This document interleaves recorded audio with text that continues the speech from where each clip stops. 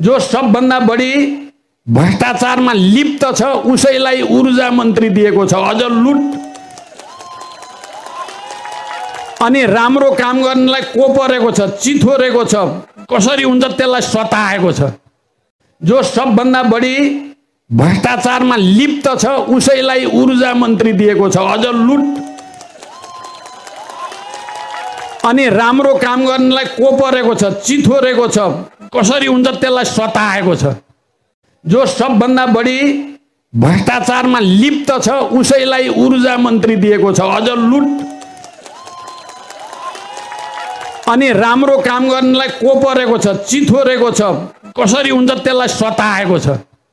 जो सबभन्दा बढी भ्रष्टाचारमा लिप्त छ उसैलाई ऊर्जा मन्त्री दिएको छ। अझ लुट